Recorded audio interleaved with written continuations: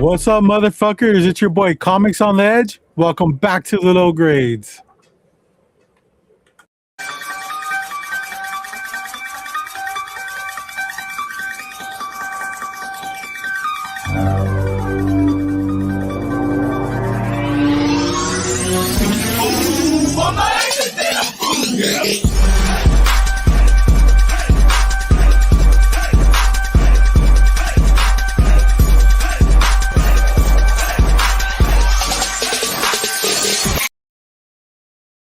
Hell yeah, that is what I'm talking about.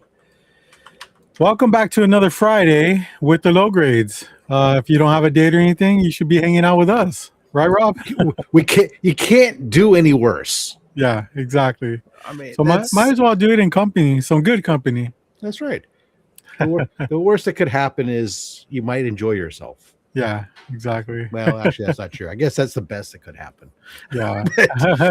I keep mixing those up, damn it. Hey, man, it seems like Restream really likes you, Rob. It's always putting you in like these weird places where you're just like up front and center almost. You know, I don't know if you noticed that, but it recognizes greatness. Yeah. I said, oh, wait a second. He's there. Yeah, it's always like a guessing game, man, where it's just like, where's Rob gonna pop up? Oh yeah, he's up right now. Cool. It's part of my secret plan to eventually take over the whole thing. Yeah. So I'm here joined with my boy Rob's FatStax of Comics. What's up, Rob? How you doing today? I'm excited for Friday, a new May, and tomorrow, new comic book day. Oh yeah, free comic book day, not new comic book day. I'm sorry. Well, free. It's a little bit of both, if you ask me. Well, if you don't have any of the free comics, then when you get them, they'll be new. So yeah, for sure. And also, I'm here with my side piece, James, the comic raider. James, how you doing today, man? I am doing good. It's another great Friday. We're back. We're on an official streak now of doing the show. We're starting off May the right way. On time, baby. I mean, you know, streaks are meant to be broken, right?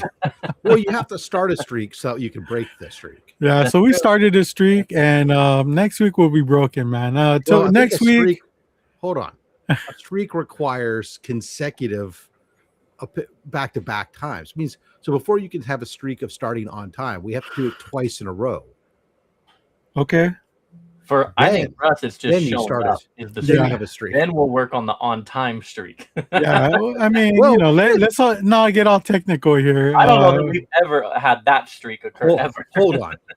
You're talking to the guy who frickin' writes contracts for a living. You don't want to get technical? Come on.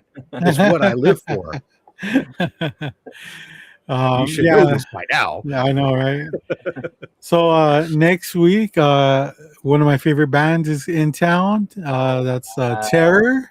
Terror is a band I really like to see when they come down, even though they're from LA. But they come down from LA. Yeah, I mean it's a pretty big show, so I'm pretty excited. I not only will I be accompanied with my daughter, who goes with me to shows all the time now, but she invited a couple of friends of hers, so I'll be chaperoning a hardcore concert, man. How thrilled are you for that? You know, they're good kids, arrive with you, and the second you get out of the car, you're gonna turn around, they're gone. I know. Yeah, exactly. Always 30 feet away from you at the best. I'm trying to think of all these scenarios to prevent from not losing any of them. Although they're now adults, I still feel a responsibility to still treat them as kids, just like I do with my daughter. So yeah. Well, I mean, yeah, you're a dad. I mean, yeah. So you should make sure that anytime you stand back, let them have some space, and as soon as they start maybe a chat to somebody, you slide up behind them, go and drop some stupid dad joke with them and something. Yeah, that's another thing I'm trying to be cautious about. Try not to embarrass her. Although she, you know. Oh no, that's what you need to do. You know, I'm good at that. You know, it's. I feel like if I don't embarrass her, then she's gonna be waiting the whole day waiting for me to embarrass her, and it just ain't gonna happen. Think about this one. Here's a great one for you. Where they're doing something that you can walk up and take your hat off and say, "Hey, you want to see my wound?" This is where Oh my gosh. My gaping wound. did I tell you about how I almost died? Yeah. Let me show you. Yeah. But the fun thing about this is that both of her friends that she's bringing aren't really into hardcore music. They don't know much about hardcore music. They do know that my daughter loves hardcore music, and they don't really know too much about it. So you know, I feel like a lot of times when people get into hardcore music, it's seeing the scene of the hardcore, bands playing and stuff, the camaraderie and how cool people are at shows that sucks people into liking hardcore. That's what happened to me. So for a long time I was a punk rock kid and You stuff. were a softcore. Yeah. I was softcore, let's put it that way, and I went to a Misfits show and 2 hardcore bands played before them, and I just absolutely fell in love with the music and the scene, and it was just kind of like it led me into another rabbit hole into finding another state of genre of music. arousal. Yeah. New state of arousal that gave you a sense of euphoria. Yeah. Wow, look at this. And a glow about yourself. As You're like an adult thesaurus right now, dude. This is crazy. So like I said, I was exposed to it and I just kind of like never looked back after that. I still listen to punk rock and ska music, but I'm a hardcore person ever since that day. So when you say James, punk tell rock, us about the story when you got exposed. Someone exposed themselves to you and you got into hardcore. His story has a lot of tears and pain involved. my story started with a cough once, and it was a little bit different than what he's describing. A trip to the doctor. He says, okay. First he does that, then he said, try to relax. You said, I will, but why are both your hands on my shoulders? Yes. Cool. That's I've tried to listen to the stuff that he listens to. There's bro, Kublai Khan, bro. Let's go. Yeah.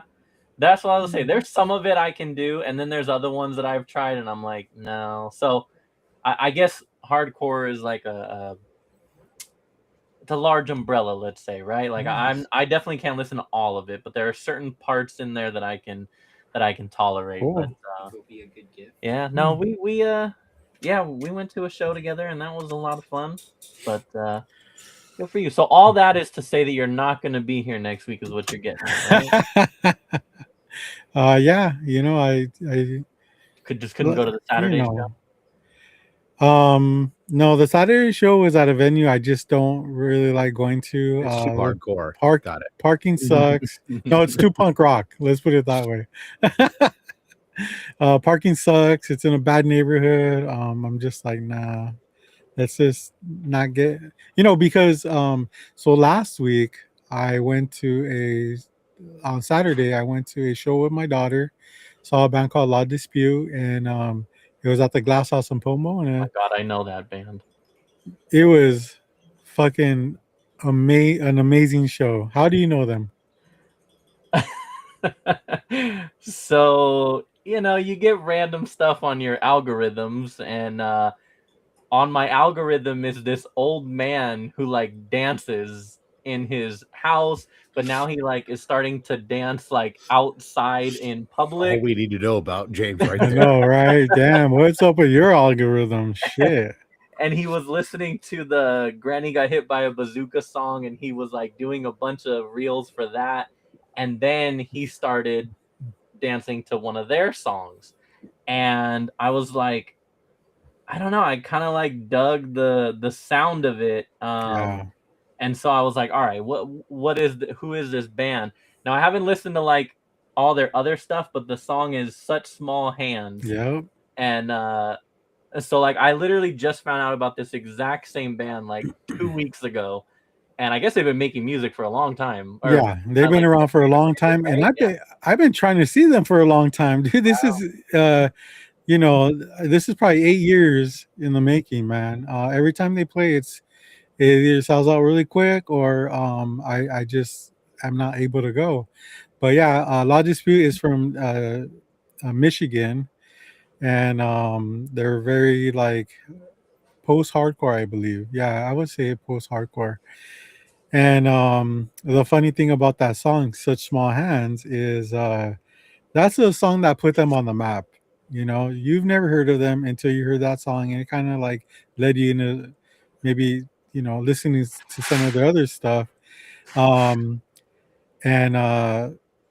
we went to the show, and they played every song except for that song.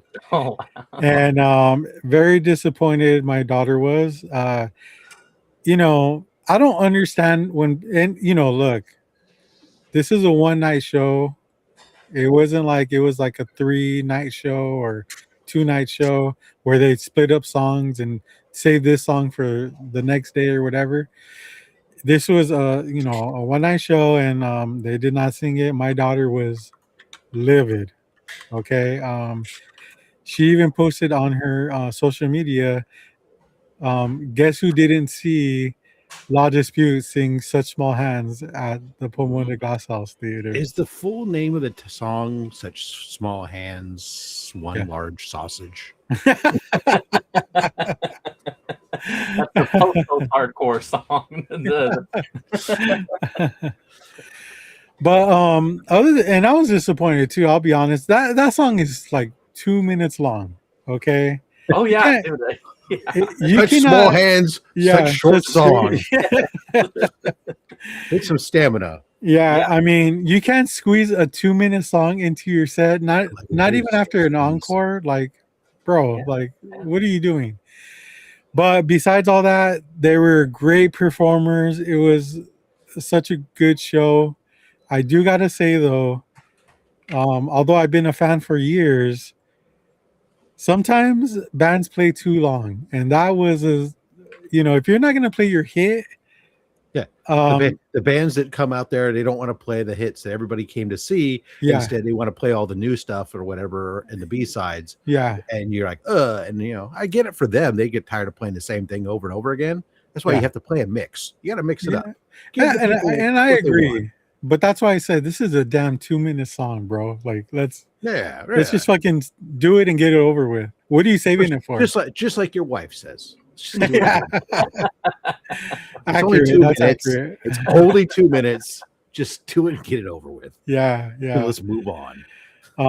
They did an encore set. That song was not one of them, but they played several different bangers. But like I said, their set was over an hour long, and dude, that's too long. I love the band and everything, but I'm not in love with all their songs, and if you're going to sit there for over an hour, I would say they probably played for like an hour and a half. Like it was long, and just pick your songs right next time, man.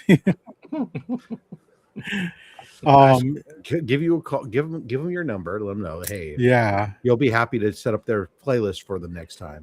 And it'll be all good. James, I believe you had a question you were gonna ask earlier, but you probably forgot it by now, right? Oh no, I mean like 5 minutes ago I was gonna make a joke about if by punk rock are you talking like Green Day.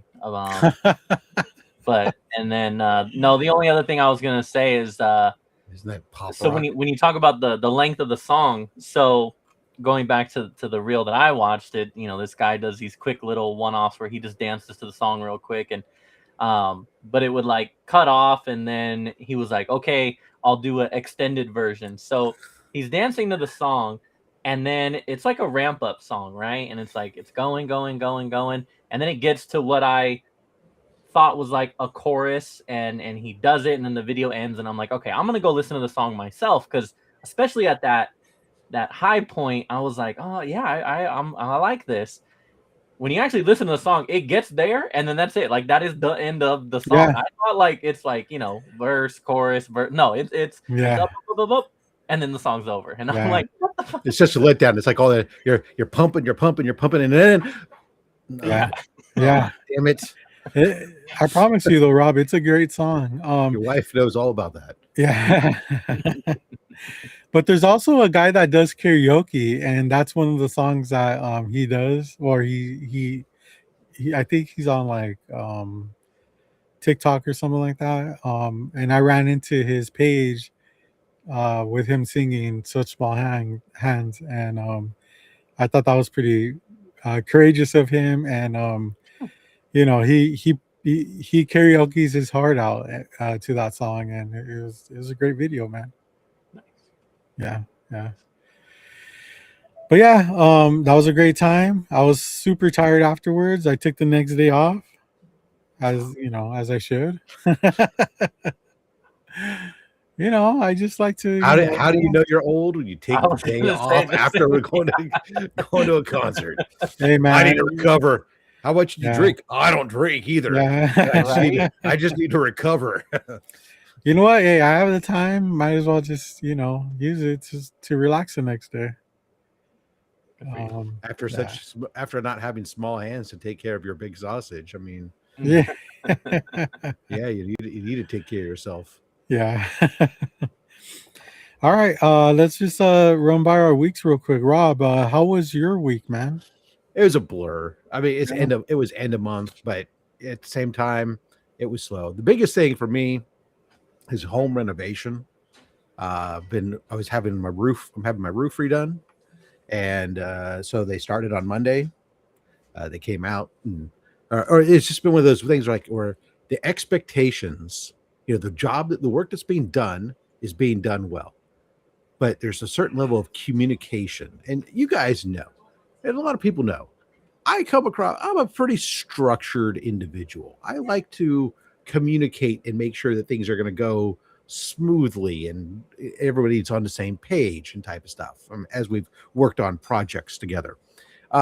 So when they tell me, oh, we're going to start, we'll have a crew there at 8 a.m.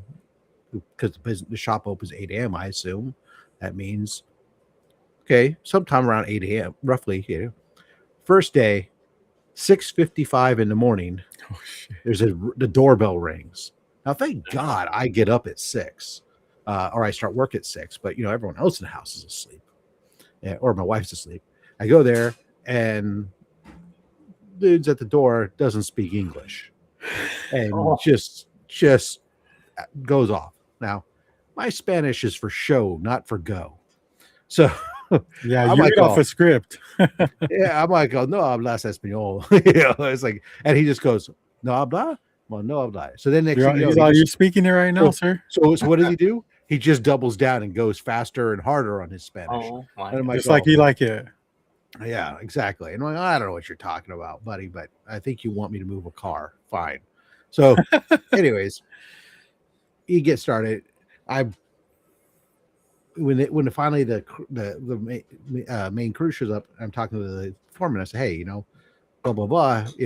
Don't appreciate showing up 7 a.m. and people don't speak. Nobody's here that speaks English. I need somebody on the site. So, all my crew speaks English. I said, not the guys who were here at 7 o'clock in the morning.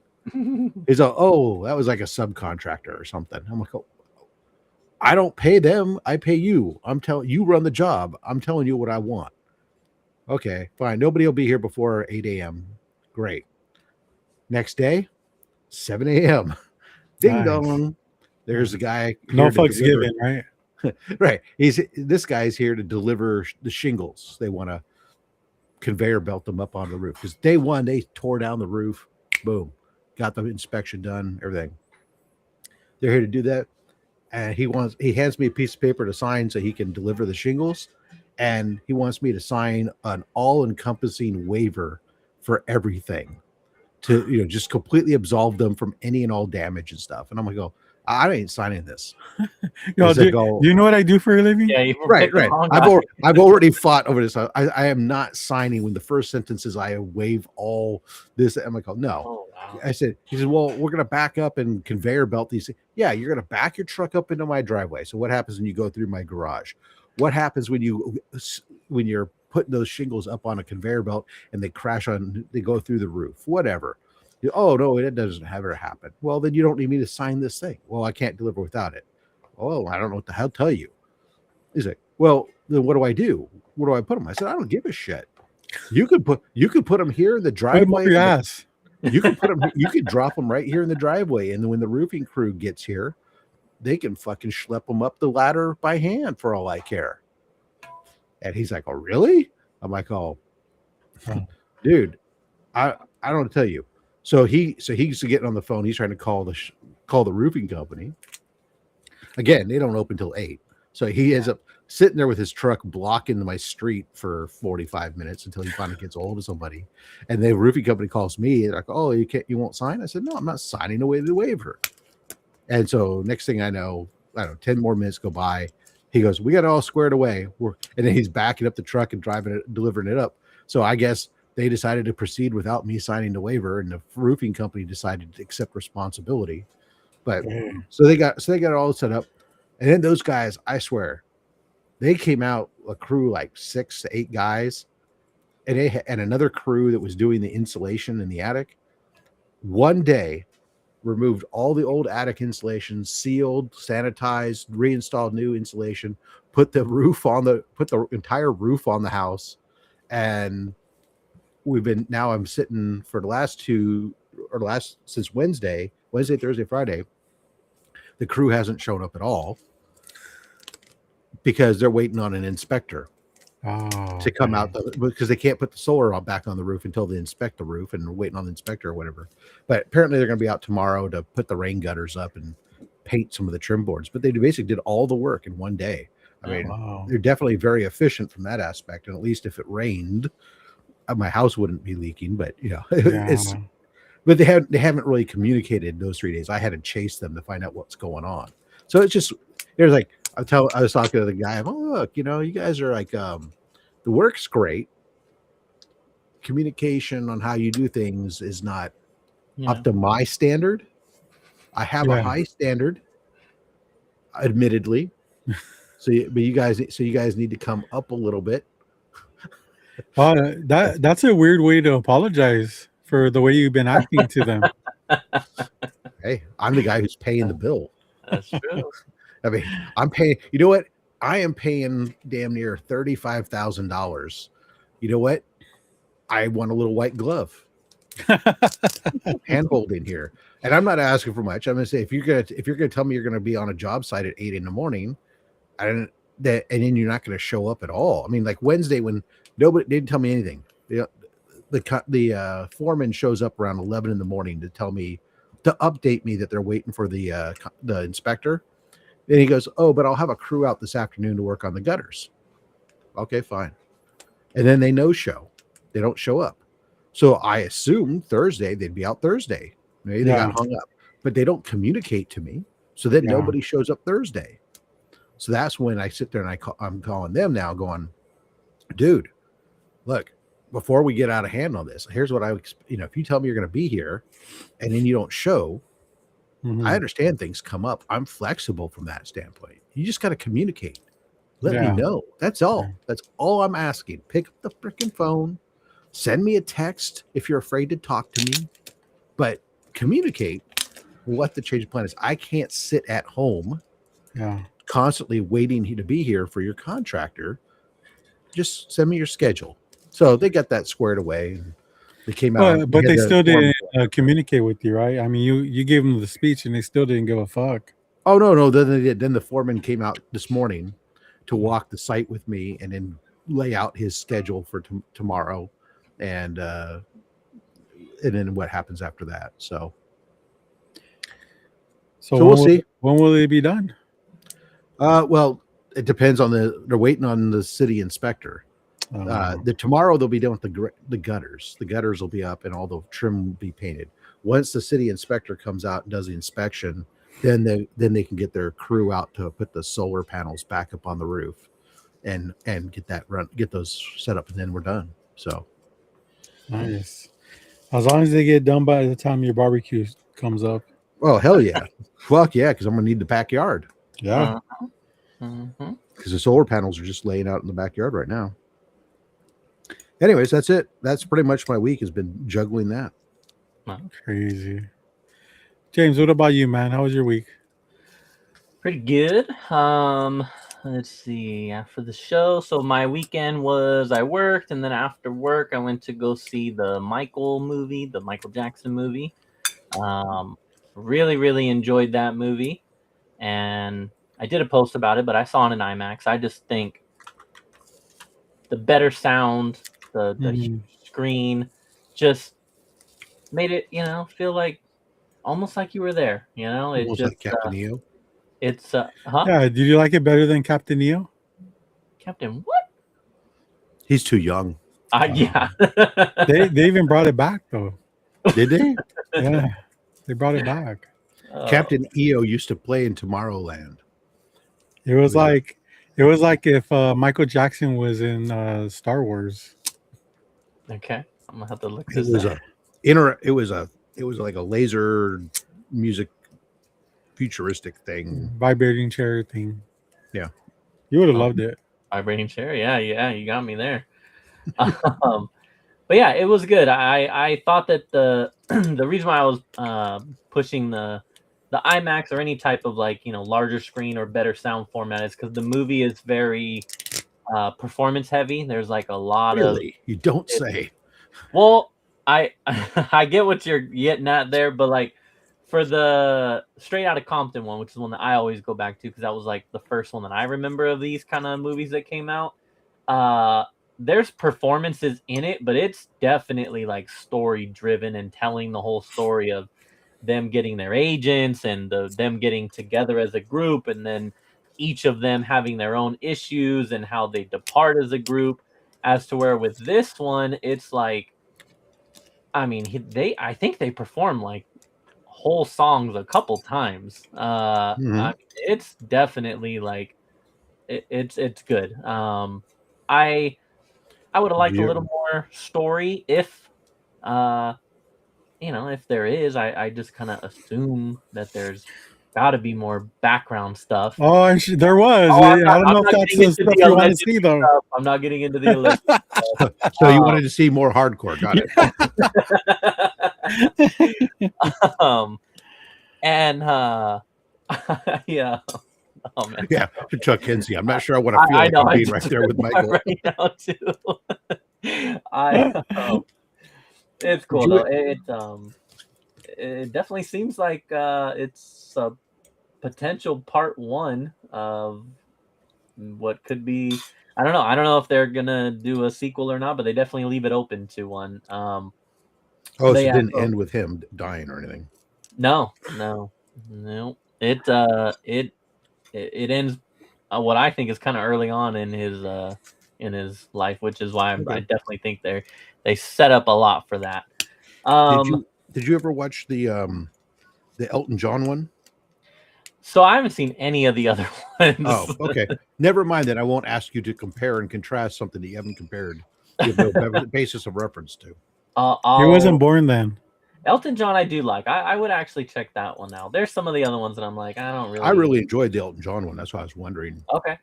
I like the actor too. So yeah, that's one I'll have to see where that's streaming at because I would be interested in that one. And then then I could compare it. But let's see. Sunday I get. Well, other than that, I mean, we had the draft. I won't waste too much time with that. But the draft, I think, for the Raiders went pretty well. Pretty happy with it. But let's see. Sunday, basically how they're going to lose. After that, it was just homework. It was finals week, and so lots of school and finishing that up. And I had my magic night, of course. And how did that go? It was good. It was cool. We actually unfuckable, believable. the unfuckables got together, and I wonder if your clan even knows about that. No. Oh, okay. You should bring it up. Just T-shirts. randomly, just be like, Yeah. so me T-shirts. and my friends were talking, and I told them about this magic club we got, and they called us the Unfuckables. Like, I'm hilarious, serious. right, guys? Take the movie poster for the Untouchables, superimpose your faces on it, make T-shirts. The Unfuckables, man. We should. That's a good idea, right? This That's what one I'm was here cool for. because the weather's getting up there, so and it's not windy or anything like that around here. So we actually set up in the front patio and hung out outside. So it was cool. Do you guys drink beer? Or... No, so one of them is straight edge. What? Yeah, one of the guys. What a pussy! And wait, so... was I there? Was I there? Am I part of the Unfuckables? You are. Yeah. Spoiler alert, everybody. Is it by choice? You're the president of that club. I know, right? He's straight edge, but not by choice, right? It's just by fault. Oh, man. He's so unfuckable they won't even spike his drink. I was saying next week, I think we were gonna play on Tuesday, which would be Cinco de Mayo. Gotta have some beer, some Mexican beer, and we'll see. Except for the straight edge guy. Yeah. What would he drink? All right. So what is your Mexican beer of choice? Mine's Modelo, followed by Modelo Negra, and then Corona. Okay, so count. yeah, I know. I am not a huge fan of Corona. This is where my bias will kick in. But as many of you know, I'm a huge Fast and Furious fan, and Corona is a very prominent drink in that series. And so I kind of forced myself to drink it for that reason. Wow, you're probably sponsored too. So. It's tolerable with some lime, but I will say the Corona, what is it? Corona Especial. That one's I like that one. But yeah, it definitely it's Modelo. But, got it. Yeah, let's see. Watch Daredevil again. Get caught up. I am. Good it ended. I haven't even watched one episode yet. I've been enjoying it. I've been enjoying the story. I'm kind of like, damn, it's really gonna end next week. That's kind of a bummer. But has Karen picked it up yet or no? But then we get they picked her up. Yeah. But then we get they have not. I was actually telling my wife that I was like, I don't think that they're ever gonna touch the whole like Karen becoming a drug addict, fucking porn star. That would have been sick, dude. I think they just more alluded to her past stuff. Being a partier, being a college partier type. But yeah, I don't think not just that. There was all the interview was like all the like past like a lot of trauma. Like she was. Yeah, but yeah, I don't know that they'll go that route. No, it's Disney. I just don't see it. I don't see it with this series, but yeah, no, that was good. And then I guess the one cool thing will be that we get that Punisher special after, so that'll be nice. I'm excited for that. And yeah, I guess that was really it. Just I forgot about the draft. You at least you know what? Despite everything, as much as it's fun to make fun of the Raiders, I'll give you this. At least you got to watch your team make draft picks. Every time I turned around, fucking the Niners would just trade away a draft pick. And I'm like, I'm like sitting here for fucking ever waiting, trying to watch a goddamn pick get named. And I'm like, I gave up. I was like, forget it. After like day 2, I was like, I think I missed their first pick that they actually did take. And then the next one they traded down again. I was like, all we're going to do is trade down. Mm-hmm. I'm out. I don't even know these college players anyways. I don't know why I do this to myself every year anyways. Yeah, I don't even know like any of the. I mean, I watched it a bit. I still don't know any of the people that they drafted, but that they've kind of been a trending topic on like my socials. Granted, because for those who don't know, we're in 2 of us are in Northern California, so obviously I'm surrounded by a lot of Niner fans. So I have a lot of friends that are Niner fans, so I see a lot of posts on my socials about it. And yeah, there's a lot of people not happy with the way that it went. But hey, Whatever. we'll see what happens this year. But It's yeah, just one of those weird things. Like every year, I find myself like when I found out about the draft, I didn't. It wasn't even on my radar. And I said, "Oh, it happened? Okay, great. I have to do that." I text my wife, said, "Honey, I just found out the draft is tonight. I need to have pizza tonight because like for the last 7 years, I watch the first day of the draft and I eat pizza when I'm doing it, and like I won't pay attention to anything else. And it's like, why? I don't know. I don't give a damn. I don't know these players, and I'll sit through the whole damn first round of the draft and all this other stuff, but they've goddamn sunk their teeth into me. Those damn freaking got me making a tradition out of something I don't know anything about. I forgot what there's a name for them, but like, speaking of which, how's Cinco de Mayo coming for you there, Robert? they tell you about the players and they do the little cutaways sometimes, and also like, I mean, come on, it's if you don't watch it and get happy seeing these guys like dream come true, I mean, come on, that's an awesome. You know what I'm happy to do? I'm usually happy to watch first and foremost two things. One, the Jets, to watch them make their pick and have their fans instantly on the spot go bonkers at how pissed off they are that was the wrong pick and boo their team. And second, part of tribalism makes me sit there, the Niners are my team, ergo when they pick, I want to hear those pundits tell me how smart they were. Yes, and I feel good about it then. Yes. And I didn't get that this year.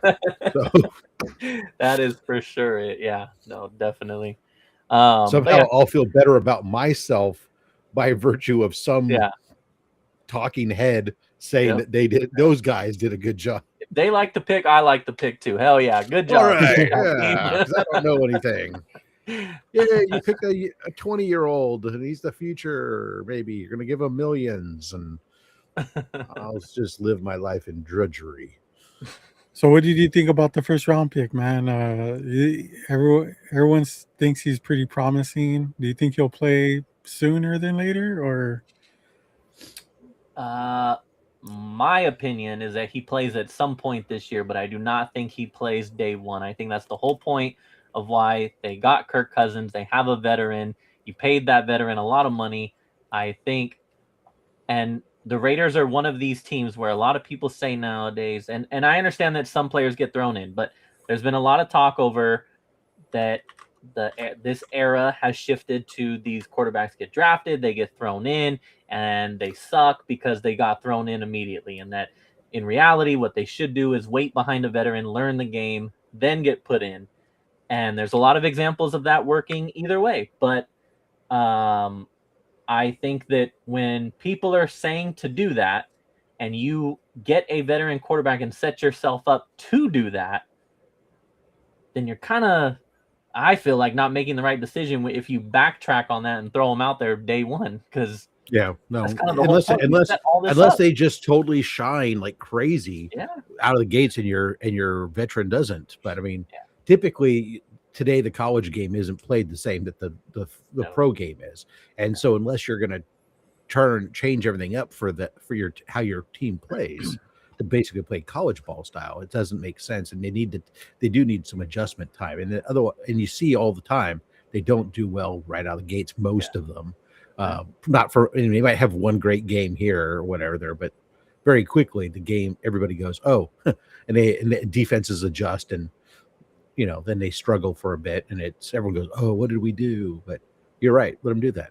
Yeah, I'm thinking the halfway. I mean, he's going to play at some point, but I'm thinking the halfway. When Kirk Cousins gets hurt, week 2, or stinks it up or something, then he'll come in. So, but I like it. I like the pick. I mean, you like the pick until you don't. Yeah, Mendoza. We got a fucking Hispanic, Spanish speaking. I mean, that's awesome, man. That is awesome. And so yeah, I like it. I also he is someone that I did watch him play, and I enjoyed seeing him play. I enjoyed the way he carries himself. He made a fucking incredible play in the national championship that definitely has gone viral. It's just a hell of a play and a hell of a moment. And so yeah, I don't know. I really like him. So we'll see. Nice. I mean, last time the Raiders picked the quarterback number 1, it did not go well. So I'm hoping that history does not repeat itself this time around. And but it will, but that's okay. So 40 minutes in, should we say hello to the chat? yes, let's do it, and then we'll continue on with Robert's week. He told us a little bit of it, but we have Rob's FatStax. What if the low grades went live on time, but no one was there to witness it? Would they still be on time? Oh, hell yeah. There's a timer that proves it, and we are factual here. We also have Doreen here in the building. What is going on, Doreen? Appreciate you stopping in. We also have Stanley. Great night, great after work viewing. Yeah, same for me. This is my after work viewing, participating, all that good stuff. So we appreciate you stopping by. Chuck, also appreciate you in here. Got to use that time off. Yeah, he's old. Jean Malo, 7173. What's going on? And we have Bubs also here. What is up, Bubs? What's going on? Always good to have Bubs around. Yeah. For some reason. This is a comment that I enjoyed earlier. Not sure I want to feel like I'm right there with Michael. Oh man, biopics suck. I disagree, but I think there are biopics that are good, especially if they're about artists or about somebody that you're interested in. But I can also see where it's somebody you have no interest in, why you would just go like, oh, forget it. I don't. Chuck and Stanley both bring up the Wiz. I will agree, and them kind of just more so alluding to that, but not covering that at all. I did think that was a miss. So yeah, I agree with that. That should have been involved in there. Michael 2 Electric Boogaloo. And do you understand that reference? The Pepsi. No. Isn't that a sequel to a movie? I've heard. Yeah. So in the 80s, there was a movie called Breaking. And then later, there was a movie called Breaking 2 Electric Boogaloo. Oh, okay. I've not seen the movie. I have heard of that movie. I know you probably haven't seen the movie. It's probably predates you by 15 years. Makes me want a Pepsi. There you go. Oh, man. He was a spokesman for Pepsi. Somebody doesn't allow people bags. Street plastic over the head. We drink Negra. Yeah, that is a good one. I've been drinking Land Sharks this week. I don't even know what that is. Bubs, get back to me. What is that? Harito's Mandarin is a good choice for your straight. Yeah, that's true. We could go with some Harito. Oh, they make hard Haritos now too. They also, I don't know. There's coffee flavored tequila. Oh shit. Glenn, what up? Punisher special. I barely know her. Stupid. Cleveland Browns exist to make the rest of us feel better about our teams. That is true. Yeah. True. Many of the starting college QBs are older than the pros thanks to NIL. Yeah, it's a different game now. That is for sure. Did you guys see the Buffalo Sabres game national anthem the other day? No. Did something that's why I always looked at Buffalo as a second home. I think because they played the Canadian national anthem. I think, I don't know. There was, I'm guessing, and everybody was singing along.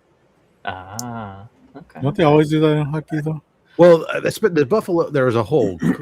My friend Chris made sure to send me a clip of somebody explaining why Buffalo is like basically America's Canada, and Canada's America, because it's it's right there, and they're basically the same people. But I didn't see the exact thing, but I'd heard something about in that video about them explaining that they always do the Canadian national anthem during their hockey games, whether or not they're playing with a Canadian team or not, because so many of the fans are coming across the border, for it, whatnot. But my guess is everybody was singing. As they should. All right, well, that catches us up. I will now stay current here on the chat, so keep them coming through. Appreciate you all for being here. And Robert, you told us about your Saturday. Now, how about the rest of your week? Yeah, so Saturday happened. Great time. Actually, it wasn't Saturday. Now that I think about it, it was Monday. That show was on a Monday. Oh wow! Yeah. So That's hardcore. yeah, then it is hardcore. And then the next day I took off, obviously, got some well needed rest. And then Wednesday, Thursday came around and headed back to Blythe, city of Blythe. Um, yeah, it was interesting. It was a lot of stuff I had to do for work.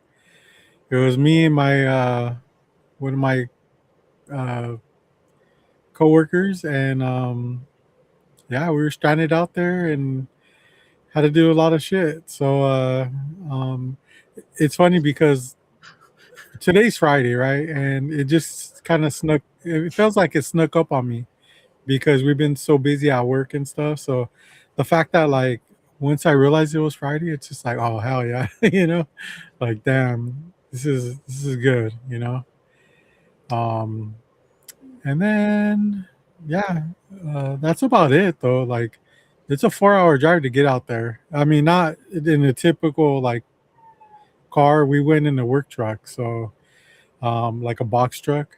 So you're gonna take a little bit more time to get out there. But yeah, A it was little a bit rough more than ride. 2 minutes.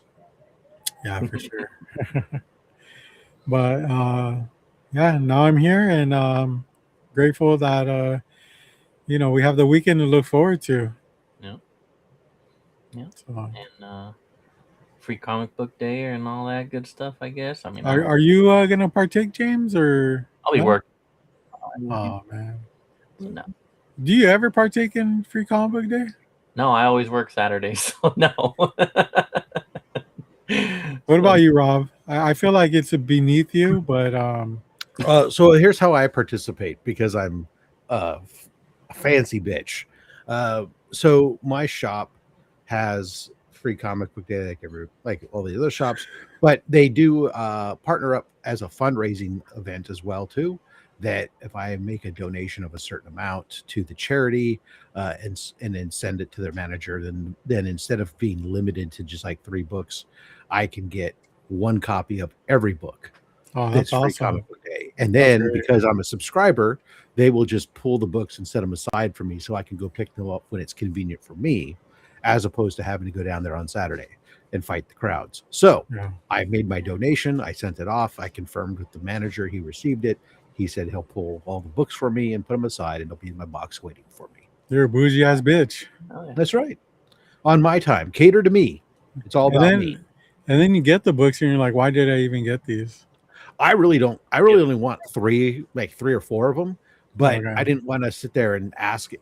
I know for him, it's just he's got stacks already set aside for people who make the donations, and he's just gonna grab that stack rather than have him go through and break it apart or have to go pull off the other stack.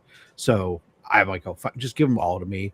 Who knows? Then if something comes up that in there that, oh wait, I didn't know about that book, I have it, and then the rest of them I can either give them to other people or that say they want them. Like last year, I know a couple people who said, "Oh, I didn't get this," or "I wanted that," and I sent a bunch of them out to people. And anything that's left over at the very end, I'll just recycle. Nice. Mhm. Yes, usually what happens to all the kids' books, or they end up going to like if I happen to be going to a charity, will take them in the near future.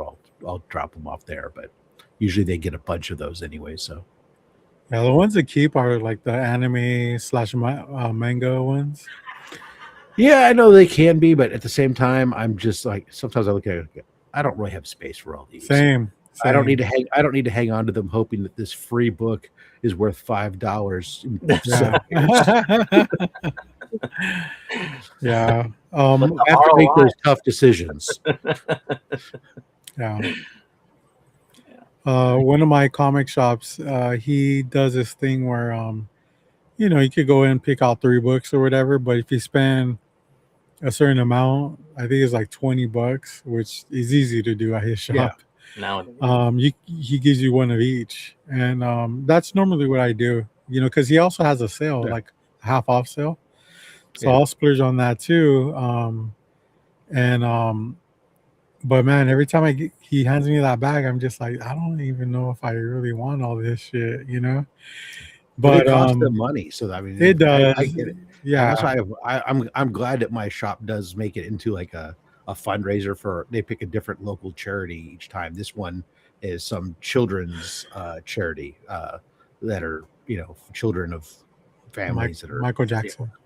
no, not that kind of children's charity, but like kids that are don't have a home, their moms and they're with their mom or something. They have domestic issues or something that need to get protection or whatnot, which makes sense because the owner of my shop it's a woman-owned shop actually. So she tends to That do charities. counts James out. Shut the fuck up. I was waiting. But she does host. Hey, you never know. She does host a lot of gaming events there. Oh, Well, now you're speaking his language. She's seldom there at the shop, but Even better for James. Yeah. Normally, when he gives me the stack, I'll just I don't even bag and board them. I just put them in my storage unit and. See, I'll bring them home and I'll go through them and I'll take a look. Like, I know I'm interested to take a look at the Greatest American Hero and the Ultimate Oz book. I'm interested in to see that because I've read some stuff about it. We got Heroes for Hire in the house. What's up, man? Good to see you. Guest tomorrow on Only Slabs. There you go, Only Slabs. And I'll check out the Energon Universe one because it's got stuff, but. Some of the other books, a lot of the books are reprints of other stuff, of past stuff. So I'm like, oh, okay, well, that's great. So your comic shop does it, and Doreen's shop does that too. Nice. I think that's great. I'll be honest with you, the majority of the comics shops around me, they give you one free book, and you gotta pay a quarter each after that. And it's like that's their cost. I mean, they get that's the thing. It is. Yeah. It's not for them. It's not for them. It's something like they've all been roped into participating in. It's a cost for them and people. Granted, it's an opportunity for them to, because of all the marketing and discussion about it, it's an opportunity to potentially get new customers. But my guess is the majority of new faces that walk into their shop. Probably, I would bet you that 95% of them don't come back. Yeah. There. Especially if the shop is like a comics only shop. My shop might have a higher percentage only because it's primarily like a gaming shop, and then it has comics also. So there's other reasons to go. Hell, they'll get all the kids coming for the Pokemon cards. Right. Yeah. If they're available. Kids. What do you mean, kids? Yeah, kids. Fucking, that's been just insane. That's when you put out. That's when they'll put out all the bulk. All from their own. You put out the bulk and put out cards for the kids to buy, or 10 cents a card. All the bulk shit for the kids. It's been wild. We've had lines around the fucking store it's multiple days a week now, and it's all grown adults, and it's just crazy. Aren't you glad you don't have a kiosk in your store? Oh yeah. Have you seen those videos of the kiosk? Oh yeah. My god, dude. Do you out of every 100 people that come in to buy those Pokemon cards at your shop, James, how many of them do you think actually are there to buy them so they can open them? Out of 100, I'm gonna say 20%. Really? You think it's that high that are actually buying for themselves to open them up, and not just to flip the damn things? Maybe that's wishful thinking. Probably is. I'd like to think so. I don't know. It sucks because a lot of the people that I know, that would open it, is those of us who already work there, aka the people who are not allowed to buy the fucking product because we work there. We're not allowed to. So it's all right, chat. I want to know. Sound off in the chats, whichever channel you're on. What percentage do you think that going to Best Buy to buy Pokemon cards are actually buying them for themselves instead of flipping them?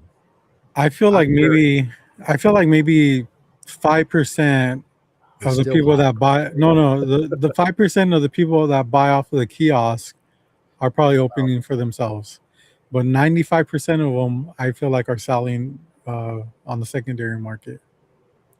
The Flip kiosk, that yeah, thing. for sure. I Like mean, I pancakes, also they're flipping them. I didn't even know why I didn't think that this was a thing, but I saw a video of it and I was like, duh. Some of the people that are also in line are the people who are working at your local card stores. Oh, that's Like, crazy, dude, oh, because they get their own, they that's have a what way I'm to get that. saying. That's what I'm saying. Like, it won't be like the owner, but they always have like a staff of, let's just say, 6 people, right? So there's always like 2 of them, and they'll have them. There was a video because it went viral because it happened up in Sacramento, and it was like a guy calling out 2 of them, and he was like, they're being, fucking racist and rude and yada yada yada, and everyone in the comments is like, dude, these kids work at blah blah shop. Like, go to the shop's page on Instagram. They're literally on there. And I was like, I don't know why I didn't even think that the shops are also having fucking employees wait. Or if it's not an employee, it's, their fucking cousin, their friend, their whatever. But like, yeah, if it's not scalpers and people who are selling online, then they're also the vendors. And then it's literally the freaking people at the shop, which I try really hard to not let this stuff bother me because it's like it's just life's too short, right? But when I saw that, I for a minute I did get a little triggered because I was like you just said, your first thought was my first thought. These fuckers already work at a shop where they're already ordering the product in, and now you have an employee also getting more product to bring in, and you're just so that you can sell it for 3 times, and it was just like, oh god, it's a horrible market. It's a horrible like place that uh community I think is in, and I don't know that it ever is gonna change. If it does change, then there's always like there's a negative effect. The only other like thing I can compare it to is sneakers. I like to buy my sneakers and all that kind of stuff, and that was also a huge deal. All the resellers and bots buying on the online drops and everything. Well, in the last like year, maybe 2 years, they just started printing a shit ton of shoes, Yeah, and it's now plugging up the market. everybody can get them. But I, now the prices are not. I mean, these shoes come out the next day; they're under retail value because there's that many of them, and it's crazy. So that's the only thing that they can do is just print a shit ton more, but then you're totally ruining the value of the cards. the value in a pair of shoes is that I don't get my feet dirty walking on the fucking grass, dirt. I mean, You wear that's sandals, your feet are dirty anyways. Oh man. it's I've never run into problems trying to get my sneakers at the Skechers shop. I don't. That's all. Better question: how many shops just keep them and not sell them on release only after prices pop? Yeah, I mean, you have to imagine. Yeah, they're putting out a certain amount right on the release day, and then they wait and see what's the market a week later, and then they're like, "We got a new shipment, guys." We also have Legion stopping in. Says this panel is looking like a chart for the evolution of facial Thank hair. you, thank you. Yeah, thanks. Thank you. I suspect that you're the beginning of the chart, I James. think so. Yeah. He's sure not the end. Miss most of the chat. Nurse finally called back 9 hours later. Fuck. I mean, that's crazy. Hope everything is okay, Glenn. Yeah. I guess I mean, at least they called back, I suppose. Yeah. I'm a flip flop guy and pride myself on my clean feet. Yeah, they're covered in dirt, but it's clean dirt. But yeah, I mean, that shit's just crazy. It's crazy to fucking pull up to work every day and see that line. And then we were talking like, there's people who wait around at the back, and you're like, you're not getting it, right? Like you're not getting the product. We don't have that many. We never do. And then they're there for an hour, and then it's like, yeah, guess what, guys, we're out. And now we have to have a sign on the door that says Pokemon out of stock. That way they don't even just come in and ask. It's like, We got an update on the national anthem. Yeah, so that's what it Singer's was. mic went out and the entire crowd finished the Canadian national anthem. That's cool. Got it. Okay, that's cool. Yeah, I like it. Kmart. Wow. Last pair of sneakers I bought was from Kmart in 1994. Holy shit! Wow. So you just barefoot? You just Fred Flintstoning it around? That's cool. Cool. Good for you, man. Good for you. Or he's also flip flop gang. Or Crocs, Croc gang. I support that for sure. Around the house, but not in public. Yeah. Although, Robert, you could do that. You could bust out the Crocs when you go to the show with your daughter, and maybe some jorts. First of all, I don't own a pair of Crocs. Yes. Put on some jorts and a set of Crocs with some like dark colored socks pulled up over the calf, and then go hang out with your kid and see if that embarrasses them. I like this idea. Yeah. Just allergic reaction. I would have to buy you a wardrobe and a shirt that says #1 dad. Or I fuck on first dates. Or this is hardcore and it's you and the lazy boy. Asleep. With a question mark after this is hardcore. Should have an age limit on Pokemon, not selling to anyone. I hear you, but I've seen the videos, and all they're gonna do is send their kid in. Yeah, the sacrificial kid. These people have no shame. They will just send the kid in. They do not care. They don't care what anybody thinks. No, okay. Respect it. That's fair. You're competing with India too, so. So yeah. It's a state shoe. I wish that could be part of it too, but I will say, I mean, we have a shop here that they're one of the shops that I describe as like they do the whole resale, like everything that they sell there is at that marked up value. But when I do go in, if I bring the kids, and they do this for like everybody, if you bring your kid in, they will usually like hand them free packs when you leave. And I mean, that's something, because you never know what's in that pack, right? Could be a massive hit. So I do, I like that they do that. It's they also wait the them. same shop that Those trick or treat cards don't have shit in them, dude. Oh no, it's not those ones. No, no, not those. I finally got rid of all my trick or treat ones I had. Oh man, yeah, no, not those. But well, moving on. Let's see. I got some video game stuff. Let's go. Let's cue that up on time.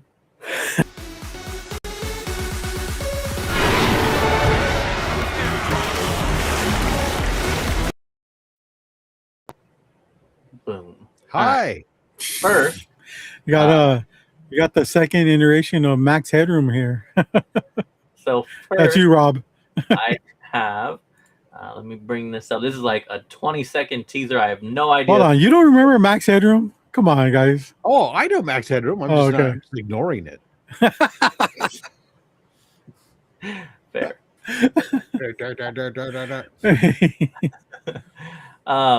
So Alien Isolation is a. I guess we're doing movie, video games all in the same here. So Alien Isolation. I have it, but I haven't had a chance to play. It's supposed to be a really cool alien game because it used like an kind of like AI, from my understanding, where the xenomorph learned from your playing habits, and the game got like really, really harder and scarier as it went on. And so now they have announced that they're going to do a sequel for it. So there is a quick little 20-second teaser here, and hopefully it's a decent teaser, but we'll find out.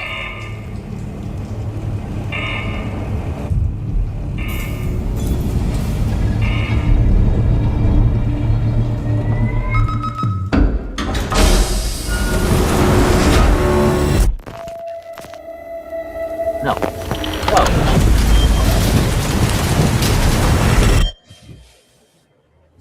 No. What just happened? Yeah, I don't know. I also don't have we didn't get a date or anything like that. Well, we saw an emergency thing. That was awesome. That was real? I guess. I will say, I think that this is cool because that game came out, I think, on the last generation of consoles. So I'm excited to see what this generation, and with AI as powerful as it is now, like now what can this game really do? I think that's going to be pretty damn cool. Wasn't there actually a Max Headroom show after all the Coke commercials? There was. I'm pretty sure it was terrible. Right, Rob? I didn't watch it, but I wouldn't even know. So my next thing is You were still in your dad's sperm, James. a movie. Oh, I believe it. That was a miss of a teaser trailer. Okay, that's what that was. Sorry. I don't like performance anxiety in advance. All right, I want to watch them here live. That one, it was only 20 seconds of our time. All right, cool game coming out at some point. We don't know when. My next. We think it's a cool game because we haven't seen the trailer, but we'll wait for the full trailer. My next one is technically a movie. So Robert or Rob, unless you guys have any other actual video game stuff, then we're gonna segue into movies here. as much as I'm on the pulse of video game news, I have nothing today. I figured I'd ask. Robert, you got any game stuff? All right. No. So we'll segue into video game / movie now.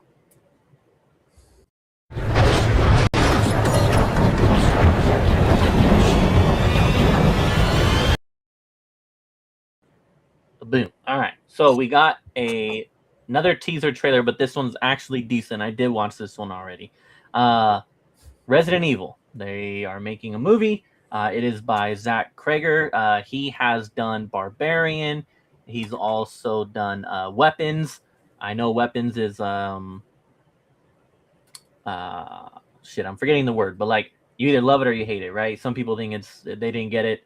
I thought it was really cool. So he does very original stories. I dig it. Now he's doing Resident Evil. We'll do the trailer. We'll figure out and dissect where this lands for people. Let me share screen here. And this main character is from Weapons, and I was excited to see him return in a new role here.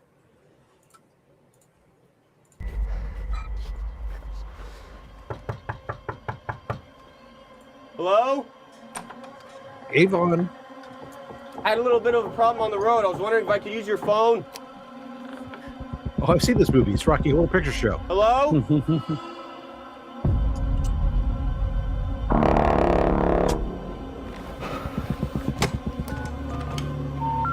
Yes, we're sorry.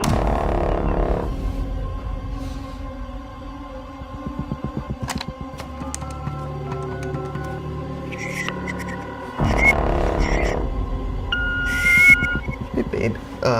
Look, I'm really sorry that we got disconnected earlier, but some things have happened.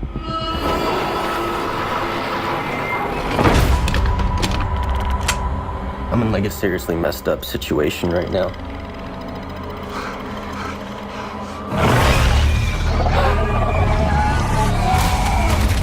And it looks like there's a chance that we might not get to talk to each other again.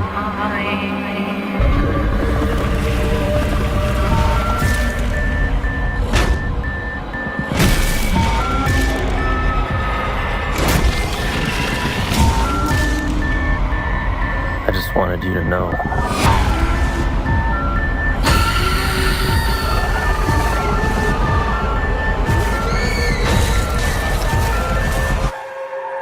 I love you.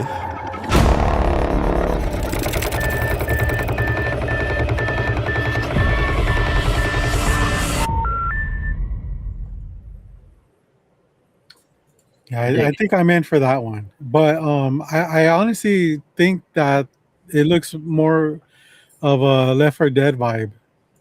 Okay. Like just the scenery, some of those monsters, or that big monster. Looks like he's from Left 4 Dead. All I kept hearing was, if you know the party you'd like to call, please hang up and try again.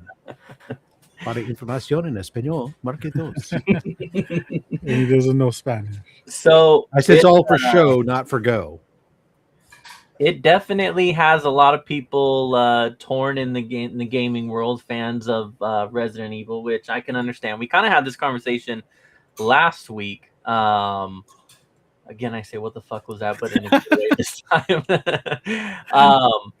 We had this conversation last time about, source material and staying true to it and, all that kind of stuff. And so for that reason, this has a lot of people upset because they see the trailer. Fans of Resident Evil see the trailer. Some fans, not all, but they see the trailer and they go, that doesn't look like Resident Evil. That looks like a horror movie with zombies that has Resident Evil name slapped to it. I can understand that. I think that there are aspects of it. Now, all of my personal opinion, I played the Resident Evil games, like the first couple on the PlayStation 1 when I was a kid, and then that's really it. So I am not speaking as a fan of Resident Evil. But I thought that it was cool that there are aspects of it. You notice how he picks up the shotgun and there's no shells. So it's going to progress. And Zach Gregory already said this, like it's going to progress like the game does. He's going to have a pistol. Then he's going to find the shotgun, but he's got no fucking ammo. So now he has to find the ammo. Then he's going to find this and that. And then you saw like him having to get the keys, right? But then the keys, the guy got drug away by a zombie. And so it's like all that kind of stuff. And then it also looks like there's more original creatures maybe as opposed to creatures that you have seen from the franchise. But all in all, then how does that make it a Resident Evil movie? That's inspired why by upset. Yeah. Inspired by, hey, the first Resident Evil was in a mansion. Hold on, have you not like seen 13 any movie based on some other source material, whether it be a video game movie? Like you saw Rampage the movie, it wouldn't play like the video game. Did you see Mario Brothers the movie? It didn't play like the video game. Have you watched any comic book movie? It doesn't play like the comic book. Welcome to reality. Have you seen The Wizard? The Wizard? Yeah. Was Fred Savage? 2 on the N64. No. As far as I went, watched all 7 of the Mila films. So I don't know that I've ever seen any of those movies like start to finish. I saw plenty of bits and pieces of the first one. And that's probably it. I was not in. I haven't seen all of them either, but I do know that they bring out some of the bosses and stuff. Yeah, for sure. But I guess it's a combination of them slapping the Resident Evil name and then bringing out maybe like 1 or 2 characters that you would recognize. They're not all like based off. They're based off of the games, but like the first one, I mean, it was like so off like what the game was. And the game has a story in theory that in order that they mapped out how well they fleshed it out, whatever. The game is going to have a story for its background and lore in order for it to progress. They're just taking the idea and they're making a movie based along that. And they're going to make liberties. They're going to make changes to it. Whatever, that's fine. It might be better. Yeah. Also, might be. Now, I can have this perspective only because I do know Zach Krager from his previous stuff. If you saw his name and knew who he was, and you saw that he got Resident Evil the chance to do this movie, you kind of knew right off the bat. I mean, this dude makes whether you like the movies or not, they are original story. Like I haven't seen movies like the couple horror movies that he's done now. Like they are unique stories, they're original ideas. So it just kind of tracked that, he was going to now get Resident Evil, but he was going to do his thing on it, which I'm sure is part of the reason why he got it. He was going to now make it original to him, but still be in the universe. And as long as it takes place in the universe during, events during the time of one of the games, then it is technically. If you don't like it, then if you want something that's true to the game, well, dust off your PlayStation and go play the game. Yeah. I mean, video game stories are so limited on the story that they can tell. They're getting better though. Like as the systems get, bigger and more advanced, there's more story to be told. But hey, that's why I think that Link game is going to be pretty awesome. Or the Link movie. I'm waiting for the Wolfenstein 3D movie. Come on, let's go. Yeah. I don't know there's no story, just shoot Nazis. Let's go. Well, Oh, you watch yeah, watch Blood Ring. I guess they did You'll like make that it. better. It was called Inglorious Bastards. Never mind. Yeah, true. I'm also excited to see the lead actor because in the Weapons movie he plays a tweaker named James, and There you go. he played that role really well. Like seriously, he played that role pretty fucking good. And so he can do the whole like panicked and very like twitchy, type character. How very many well. months did he spend shadowing you to get Jeez. get it for that? What do you call method acting, right? He like Right, exactly. Well, shadow you first, and then. So I'm excited to see that. And then so far, my favorite meme that's come from it was there was the shot of like the big fat guy, right? And it's like when it panned super slow on him, and so the meme's like when you make contact with someone through the bathroom stall, like that little slit. Oh shit! Yeah, that's true, man. It'd be great that you do that, and then dub over the Jabba the Hutt laugh. But yeah, I'm excited for it. So we'll see. It does look like a good movie. Just the horror is an evil thing. There's no dogs flying at them. But yeah, right. Yeah. No. Yeah, no birds attacking you through the windows, and we'll see. But yeah, that's all I had for movies too. So I guess we can move on to pickups or whatever, unless you guys had some movie stuff. Mm-mm. All right. Let's go to some pickups. Where's that at? Where's it at? Right here. I got it. Let's see.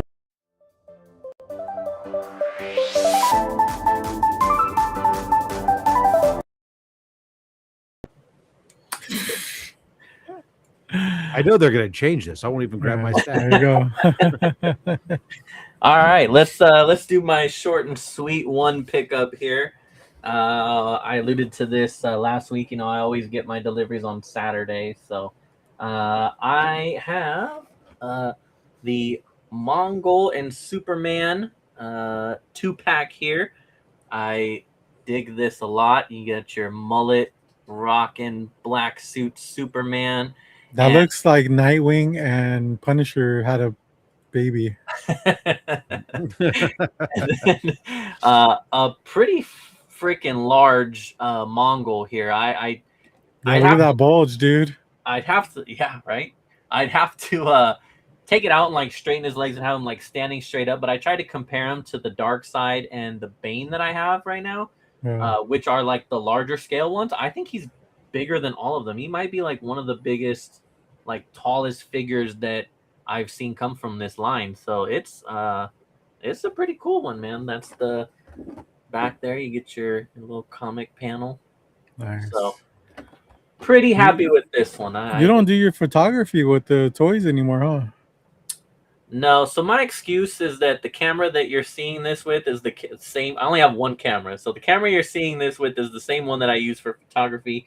And for me to undo all this shenanigans here to do the photography is just not something I want to do. But webcams are like $40, dude. Thank you. I got nothing. I got nothing for you. Yeah, you're right. I have been itching to get back into it. I mean, how difficult is it just to steal something from work? I mean, or how difficult is it to just snap off the camera off the tripod you have it on? Here's what you twist in. Here's what you could do at work.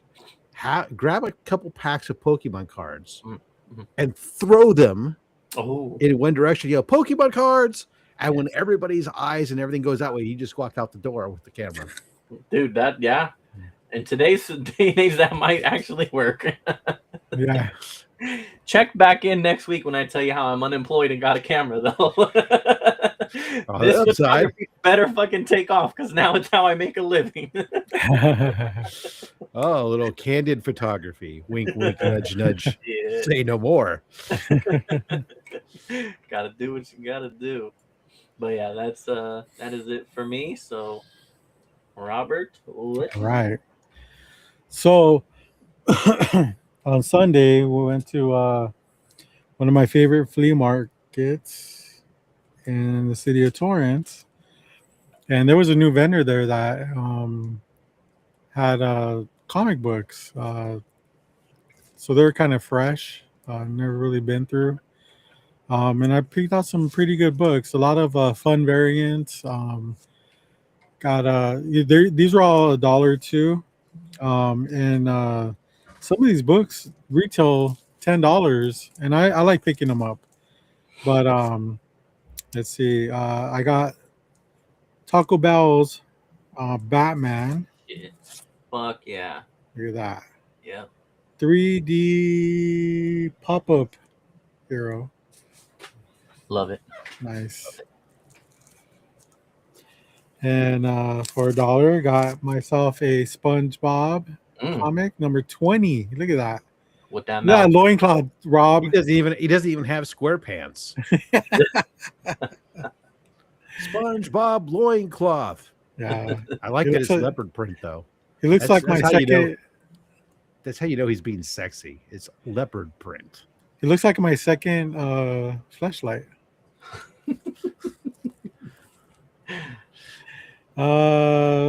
Batman White Knight presents Harley Quinn. This is issue number 6. Got that for $1. And book number 7. Dang, you're like the #1 Harley collector, dude. I've been trying to tell you all. You guys don't listen. Don't listen because I don't want to have to show you guys why you're wrong. This is Hardy number 63. Year of the Villain. Frank Cho. Badass artist. So this is what I'm talking about. These were $1. They retail $10. I got Love is a Battlefield number 1. Pat Benatar, nice. Yeah. Why Thick is ass that book. so- Valentine's Pat Day. Benatar's a singer, by the way, James. Oh, Sang that a song one I called- knew. Yeah, sings a song called "Love Is a Battlefield." Actually, Yeah. That one I knew. What am I, 1 for 5 on references? Yeah. now? DC Rebirth Holiday Special. Retails $10. Got it for $1. That's fine. This was a great pickup. Secrets of the Sinister House, number 1. This also retails like $10. Got it for $1. Badass cover. nice. And it just gets better from there. We got some of these Harley Quinn variants. This is the Monsters of the Month, number 11. Got myself a Robot Chicken Justice League number 29. You know, when they release these, you can find them everywhere. Now you can't really. I mean, you can find them, but like they're kind of expensive too. Yeah, I have friends that try to collect like the series. How much did you pay for it? $1 motherfucking dollar. That is expensive. Then you got stuff like this. Action Comics number 41. You got the Darwin Cook variant. This is the 75th anniversary of the Joker. Also, Looney Tunes variant. Another Darwin cover. Mo, what up, dude? What's up, Mo? That's a good one. I like that. Like I said, you can find these all over the damn place when they first came out, and now it's like, I mean, I can't remember. People the last hide time them I because seen they them. don't want anyone to know that they own them. Then you got the movie poster variants, Superman, Wonder Gone Woman. with the Wind, nice. Yeah. Have you ever seen that movie, James? No, I have that. Neither have I. And then, hey, of course, I'm gonna find myself some Adam Hughes. Don't give a damn. Some Adam Hughes goodness. I got Ferris, number 19. Adam Hughes cover. Vampirella, number 2. Death and Destruction, Adam Hughes cover. Bondage cover. Look at those tits. Look at those tits. Legionnaires, Guess Who's Back? Number 16. Newsstand. Black Cat number 6, featuring the Daredevil. Adam Hughes cover. No. JD. What is going on, dude? I got a couple left. This book is like whatever. I don't really like this character, but I picked it up anyways. We got Green Lantern number 48. Oh, you motherfucker. Giveaway bin book. Yeah. Yeah. How much did I spend on this, James? $1. $1. Shit, I'd be putting that in my giveaway bin. That's what a steal for the GOAT right there, man. What a And I was excited to find this because this is not a dollar book, and it's the first Mexican Green Lantern. Do you know who that is, James? Just You're a Green Lantern fan? Kyle Rayner. Mexican. Kyle Rayner, Mexican. Kyle Rayner. Rayner's he's not Mexican. Kyle Rayner. If you remember, Jessica Cruz. no. Maybe full-blooded. $1. Full-blooded. Kyle is half. If you remember, we talked years ago. I came on here and we talked about the controversial Hispanic Heritage Month cover where it was Kyle Rayner holding up the fucking burritos or chimichangas, and it said like "Viva Mexico" on there, and they made the artist change it because it was a little too offensive. Yeah, that was a variant though. It's fine with Deadpool does it though. That's why Kyle Rayner was on the cover because he is half Hispanic. What? Do you remember that, Rob? Well, no, I don't because it's DC. But let me ask you a question. You say you're. I do remember us talking about that. You said half Hispanic. Yes. Before you were saying half Mexican because they're not one and the same. One Okay, is well, it's like saying it's half German Shepherd and he's half dog. They're not necessary. One is not necessarily the other. So he's Mexican. Yeah. So are you. So are you, James? I don't know anything about Kyle Rayner other than that his girlfriend goes in a refrigerator for some reason. But besides that, I know he wore a ring for a bit, and that's the end of what I know about him. So there you go. Why is he the best, James? I just think he's just the coolest. He's cool as shit. He's a Raiders fan. Him and his lady are Raiders fans. Well, she doesn't hang around very long, as I understand. Also, he is a comic book artist, and he wasn't chosen. He was there when the Green Lantern died, and so he just got the ring. So it was kind of different than the status quo for a Green Lantern. So he had to figure all of it out, and he had to understand like why I didn't really. Oh, so he was the greatest American hero. Cool. All right, cool. Let's go. But he is, he's just, and his costume is the best. Also, I've always loved his gauntlet look, the face part, and he's not the Green Lantern now, right? His design, no, his how is he like the shortest reign of any Green Lantern? I don't know. That's been part of the series. I mean, not just like other than a character that was introduced in the background and then killed off instantly. I mean, like an actual like carried the book for a bit. Isn't his reign like the shortest?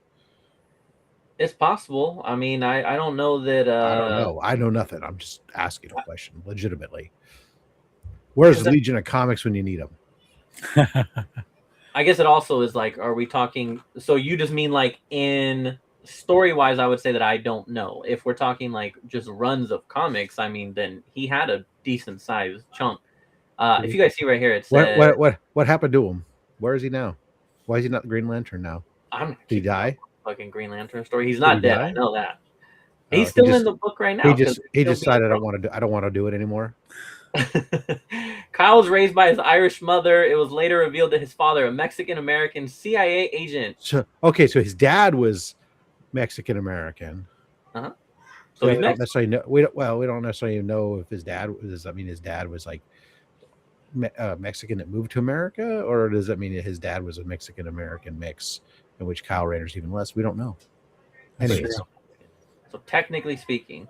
But did Kyle Rayner part Mexican guy could be like the first full Mexican, if that's how you want to describe it. Just like we do cameos and first full appearance and all that. How about she's the first Latina? How's that? There you go. Also, did Kyle Rayner single-handedly go in and save an entire movie like Guy Gardner did with Superman? Son of a bitch. You know that's true, man. You know that's Hopefully true. it's not Mexican food. He was on for a while, and he's Therefore, Guy Gardner is the best Green Lantern ever. Also, his Kyle Rayner's constructs that he creates are pretty cool because he's an artist as well. So that's another part of it. But Didn't you really enjoy the Superman movie though, James? I did. Okay, rest my case. The jury rests. Any other pickups? That's it for me, man. All right. I mean, just ending it with the two Green Lanterns, the two, I guess, Mexican Green Lanterns. Hey, going out with a bang. Okay, I'm going straight into not Mexican, not because I have anything against Mexicans, but just because Lando Calrissian, not Mexican. Nice. We don't know what planet he's from. But anyways, so these are books I picked up for the giveaway bin, actually. So a nice newsstand. First appearance of Lando Calrissian. Second appearance of Boba Fett. First appearance of Lobot. First appearance of Spot in a newsstand. That's going in the giveaway bin. These are things that are books that I picked up for the giveaway bin. I say Black Cat looks like she just took the morning after pill. Speaking of Black Cat, there you go. Here's a Black Cat book for you. This is the first appearance of the black suit in Spectacular Spider-Man, and it's the tied for the second appearance of the black suit overall. Coming out the same week as the Marvel team up. Secret Wars, number 2, yeah. First appearance of Quake. Nice. One of the most powerful goddesses in the universe. First ongoing series for Punisher. First title carrying Red Sonja as the title franchise featuring Red Sonja on an ongoing basis. Nice. First appearance of Impulse. First appearance of Terrax, the Tamer. Nice. First appearance of the Champions. There you go.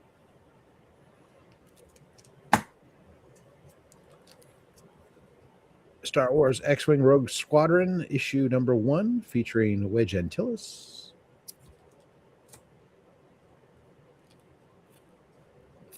Marvel 2-in-1, Thing and Deathlock. That's a first appearance too, right? Not that I'm aware of. Rob, was the Secret Wars a second print? The colors seemed different. No, it's a first print. No, the second print's white. And then here you go. Marvel presents Guardians of the Galaxies. This is basically the first time they get their ongoing.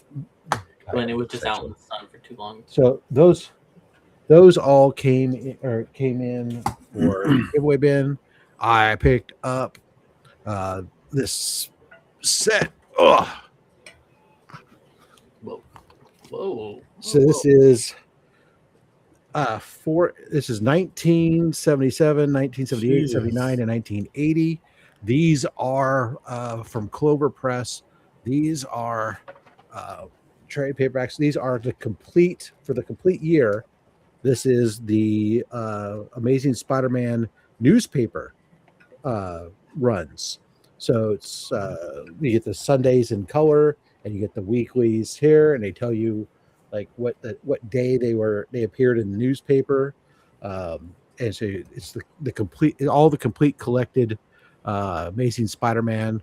All 4 of these volumes, 1977 through 1980. You got every single daily strip and every single Sunday strip, written all by Stan Lee with art by John Romita Sr. That's pretty fun, cool. I did not know about that. Yeah, these were originally offered as a Kickstarter, and then they came out Clover Press. You can get them now. They sell them individually, but they also sell as a box set. I picked up 2 of these box sets of the 4 books. One set for myself and one set which I donated to Comics Curing Cancer. So they're going to have a set of that. And then they're hoping to go back and continue doing additional volumes because based on how well these will sell, because the strip went on till like, was it 2009, either 2009 I think it ran for a long ass time. So that'd be kind of cool to get all those. I never had the Amazing Spider-Man in my newspaper. I did here, so I never got to read any of them. So what's a newspaper? Then the other thing I picked up a nice bundle, as I like to bundle books. I picked up Tales to Astonish issue number 2 nice from 1959 Atlas Comics. It's a flying saucer cover. You've got Soft line. Steve Ditko cover, and then you've got Matt Baker and Joe Sonat and Don Heck and John Buscema all doing art. It's like freaking just god tier. And then I bundled it with Tales to Astonish issue 3. This one is a Jack Kirby cover.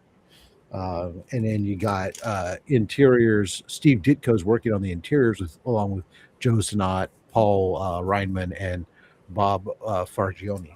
So some big time hitters there with some nice early Atlas Comics pre-Marvel beginning of your Silver Age books there, 1959. Oh yeah, dude. Yeah. By the way, Rob, it's first appearance of Titania. It is a key book. And Pound Cake. Yeah. The original Titania. The original Titania. Yeah. That Marvel team up? Yeah. The Deathlock one. All right, cool. There you go. I learned something new. There you go. I'm so used to the second Titania's first appearance, and comes up all the time with that super Marvel superhero Secret Wars issue 3 or whatever. Yeah. I could take it out of the giveaway bin. I would say that, only this is not a robot. It's a giant man in a spacesuit. So giant in outer space. Could have fooled me. But it does sort of look like a robot. It's a big giant Iron Man. Iron Giant. One of Vin Diesel's greatest roles. His greatest roles was Groot. That's why. I mean, dude, he's got like 2 of the best. That's it. That's all I got. All right. Cool pickups, Rob. Yeah. I think he did better than me. Yeah, no Adam Hughes, obviously, but you know. You rarely show Adam Hughes, though. True. It's like you're not a fan.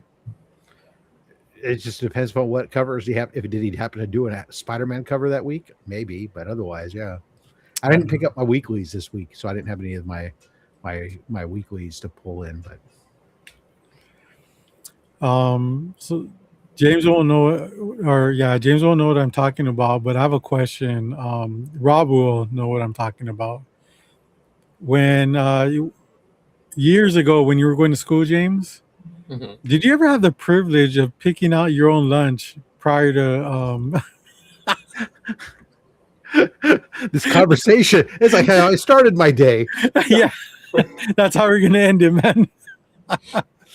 I'm just curious, dude, because what you were talking about earlier this morning was just like I couldn't even imagine like being handed a paper and being like, what would you like to eat for lunch tomorrow? Is that how it went? Pretty much. No. You got a calendar for the month, and it would have all the lunches for the entire month.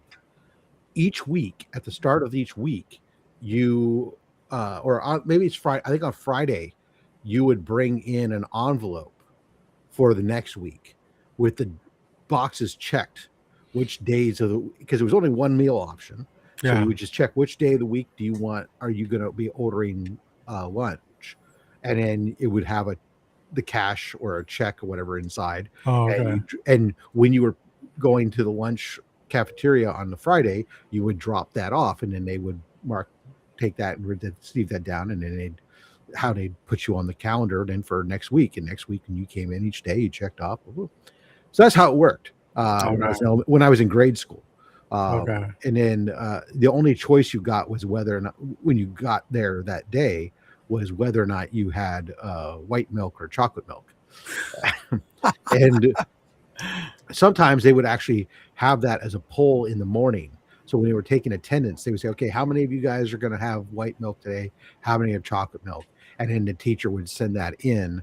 And so the cafeteria could get the right quantities from, because they didn't keep it necessarily always there. Sometimes it got sent over from the main kitchen type of thing, and it was just being held there type of thing.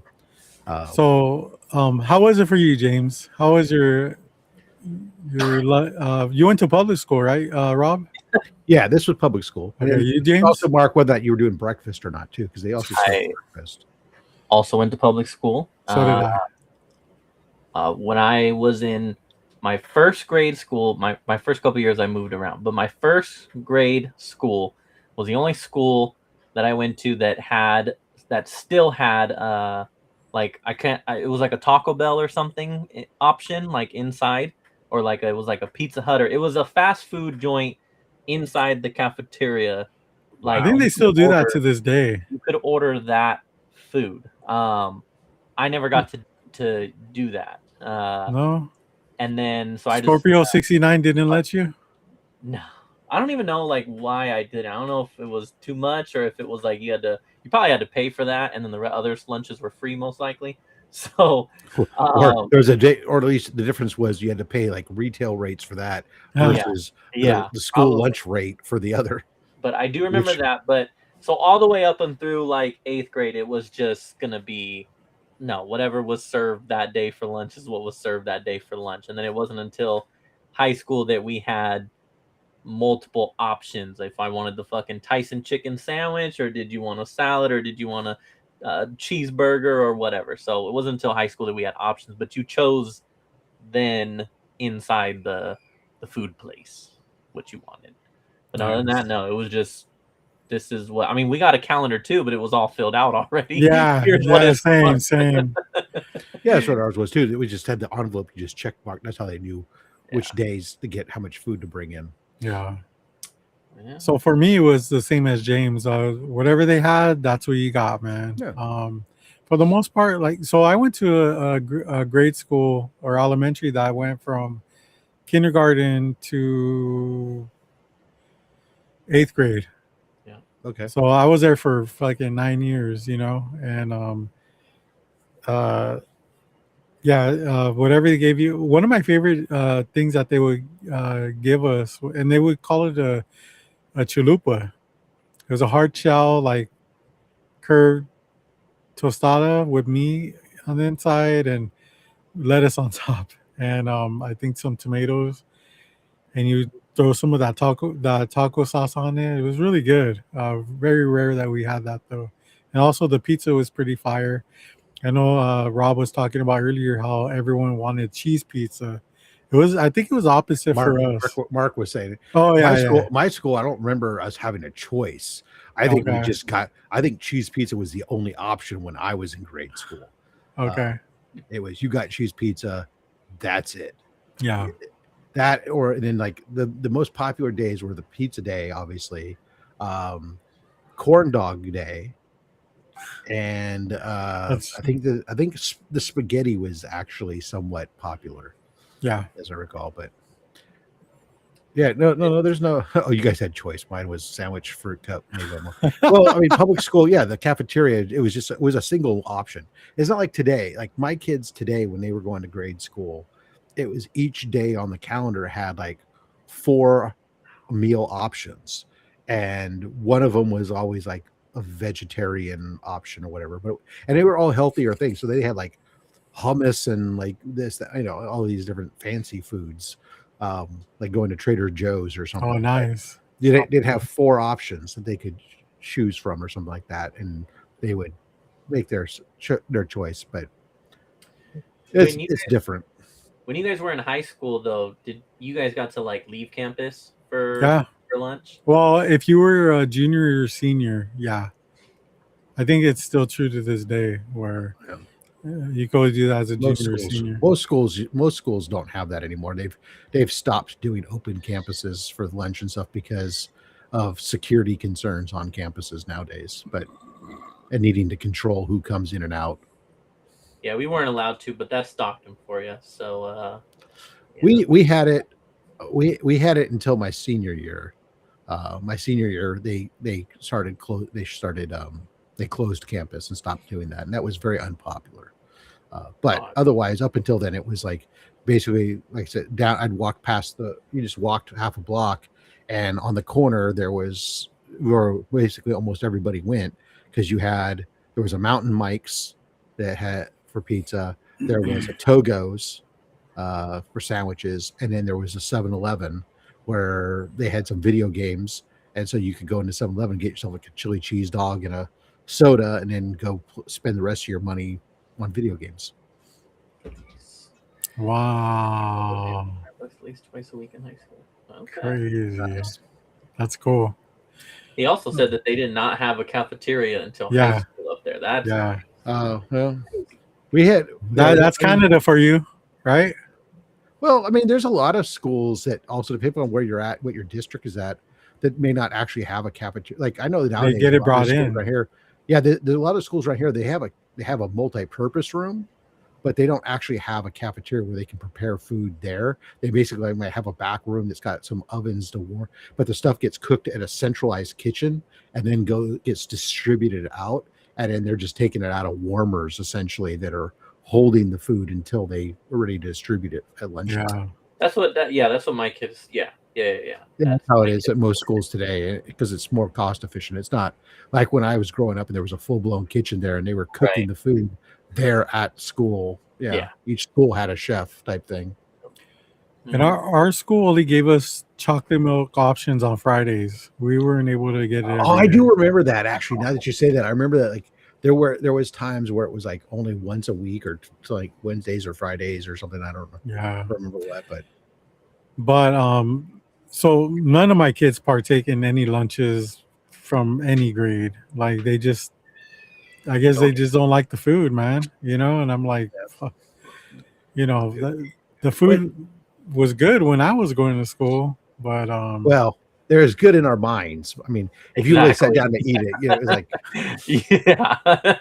except for those Tyson chicken sandwiches. Because maybe it was better than a bologna sandwich or something. Yeah, but I just remember, it's like, for me, I don't know, James, it's gonna be a little bit different, and you're closer to my age, Robert, but not quite. But I mean, I remember, like, for me, when I was growing up, when you brought lunch from home, you almost always still got the milk at school, because we didn't have juice boxes and Capri Suns. They didn't fucking exist. Yeah. Our choice for bringing your own drink to school, if you weren't just drinking out of the water fountain, was essentially Welch's Concord grape juice had small cans, a V8, or there was, at the stores, had these little pint size plastic containers that had colored fruity flavored drink. They weren't juice. They're called like quarter waters or some shit like that, right? So I don't know what they were called, but jugs, little jugs. Yeah, little jugs, and they were filled with like sugary colored stuff that was supposed to be quote unquote juice. And my mom wouldn't buy those because they were all nothing but sugar. Yeah. So it was basically, I drink a lot of little cans of grape juice. Nice. Is what I had usually most of the time. So when I got into high school, it opened up a whole new world for me, because you could get a sub sandwich, you could get a chicken sandwich, like James was saying, salad, and the only thing that they really made, most of that was packaged. The only thing they really made was French fries, but they also had like the nacho cheese, the chili beans. So, a lot of people that spent their money on that. It was, the French fries with the nacho cheese sauce on top, and French fries and a chocolate shake. Let's go. That's what we used to be able to get from when I got to high school. My freshman year, the school I was at had a window that was just all they served was French fries and shakes. out of that window. Like for $1, you could get a thing of French fries and a chocolate shake. And so you'd like bring a sandwich from home and go grab French fries and a shake, and that was that. You dip your French fries in your shake, and that was great stuff, man. I'm hungry. Thanks. Well, that was great. Yeah, I know you guys were talking about that earlier, and I was just like, I wonder what James went through. Because you and me, Rob, are two different sides of the spectrum. I feel like. Okay. And I'm just a little bit older. yeah, just a little bit. Grilled cheese with bacon. Wrapped in foil that was made 3 hours earlier. You know, for me, actually, it's funny. As I was just talking about this the other day, I was talking to my sister, and so when I was growing up, we had quite frequently we had lamb. Lamb was much less expensive protein than it is today, and Mom could buy like there was a lot of ranchers around here. You could buy like a half a lamb or a whole lamb pretty cheap, and ranchers would have it butchered and deliver it to you and throw it in the freezer or whatever. So we had a lot. So quite frequently, like I would have, after we have a leg of lamb or something, I'd have lamb sandwiches, like taken leftover school. And I told with the red wine vinaigrette dipping sauce. No. But I would just have being a young kid, it was just mayo only, mayo. And my mom always just told me I was like nuts. You should put mustard on a lamb sandwich. I'm like, oh, I don't like mustard. Yeah. Back then. But anyways, the other day I had cooked some lamb and I had some left over, and I made a sandwich, and I was like, this I think is the first time I've had a fucking lamb sandwich since I was in grade school. Wow. And that was like just blowing my mind. And I was like, damn. Was it better when you made it or when your mom made it?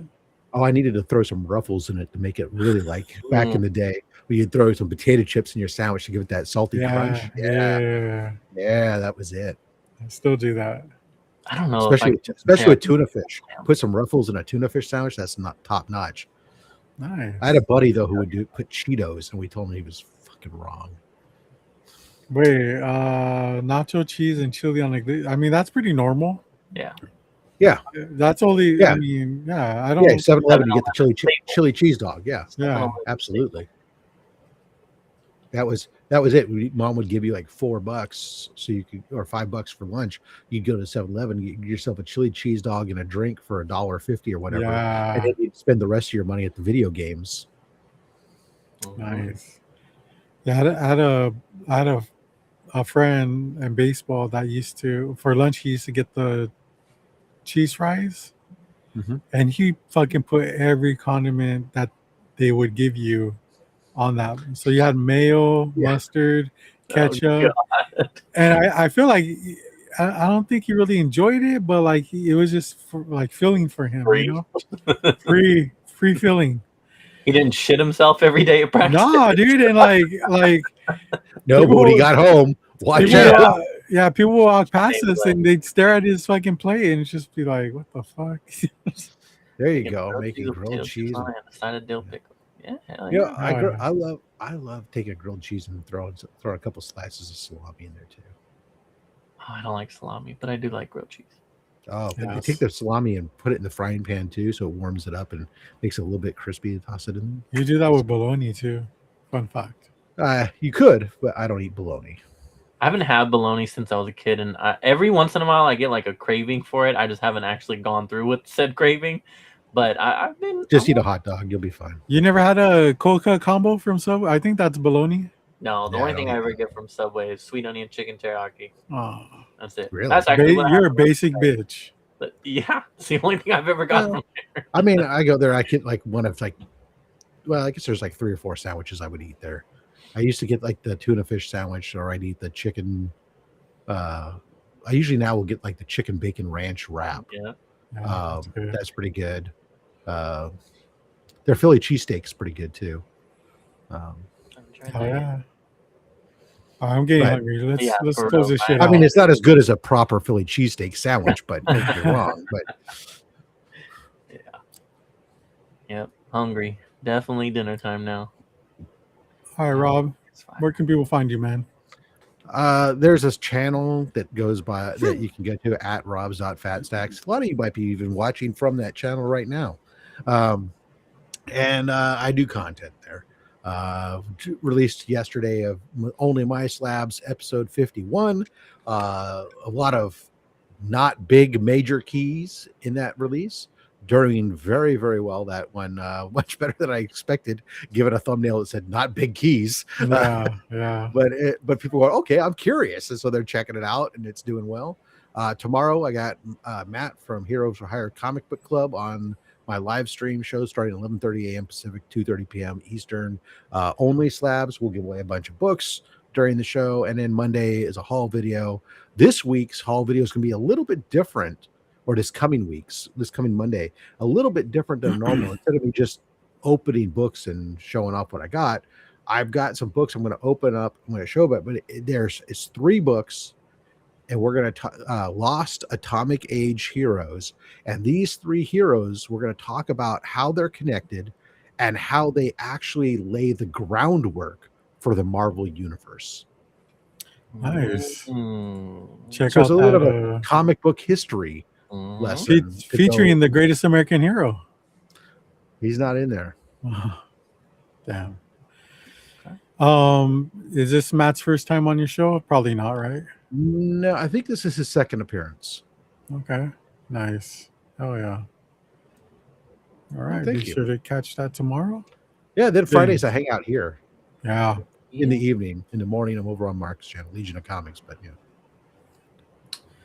Well, you can catch me at the Comic Raider on all my socials, and also every once in a good old blue moon, putting up stuff on either the low grades, of course, or the Black Sheep Comic Club, and I will be here Fridays at 7.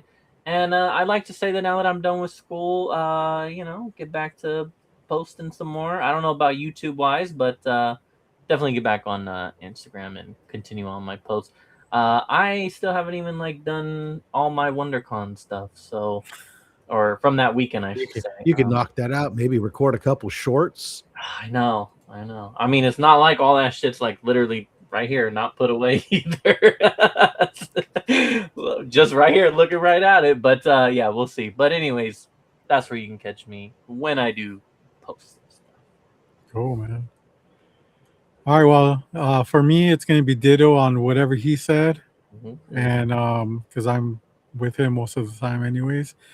But I forgot to mention, guys, these books that I got this stack from, the guy recognized me.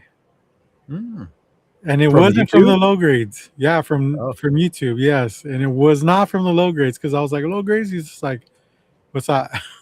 Damn. Wow. So he recognized me on the show that I was on with John's Comics with Kids, which I'm sure I've been on there a few times with him. I don't know specifically what show it was, but then he went to my YouTube page and checked out all my content for Comics on the Edge. I mean, great content, dude. I mean, bar none. You're up to 25 views now, right? Yeah. But because of that, he gave me a huge discount even after $1 books, and Nice. Man, we had a great conversation. The guy was a legit true collector, and I mean, shirt influencer, imagine that. Yeah. I mean, I'm living up to the name. Yeah. And as Mo says, real recognizes real. Hey, nobody could have said it better. There's one other thing that we forgot to mention. I have to do a public service announcement, if I may. Let's go. Everyone out there, I don't know if you know this, but in about a week's time, it's going to be Mother's Day. Do yourself a favor. If your mother is still with us, go to the store. You have time left this weekend. Go to the store and buy her a Mother's Day card. If you're not going to see her, write a handwritten note in it and post it to her. Your mother will greatly appreciate. She's old school. She will appreciate the old school classic touch of you handwriting a note and mailing it to her more than you can imagine. This does not excuse you from also picking up the phone on Mother's Day to call her. You should do both, but you have time. if you sending her flowers from that you ordered the night before, or sending her an e-card, those are all well and good. And but she knows you just thought about that.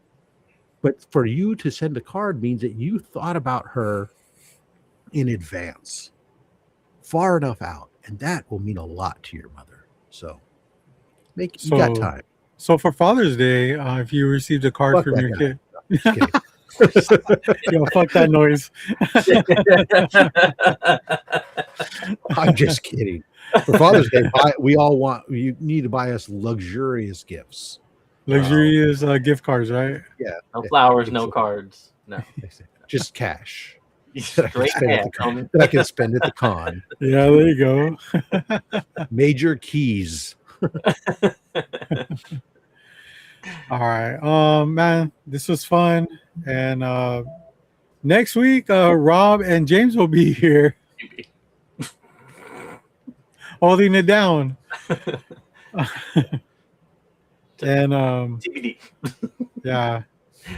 If you understand that if you want to keep the episode count of the low grades ahead of only slabs, your cushion is only like 3 episodes now. Oh, so you gotta keep it running, baby. Wow, look at that. Yay, James. You gotta place your bets now.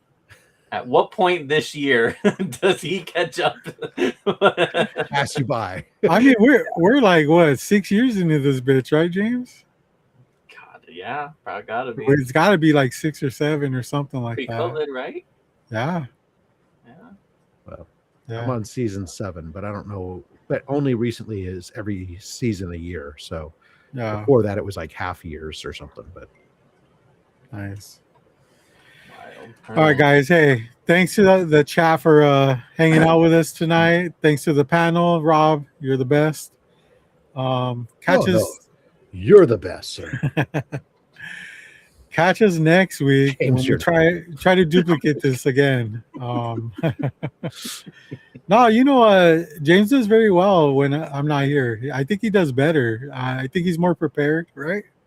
I mean, I have to be, I guess. Yeah. He has more content, you know, and there better be some good movie and video game news coming out.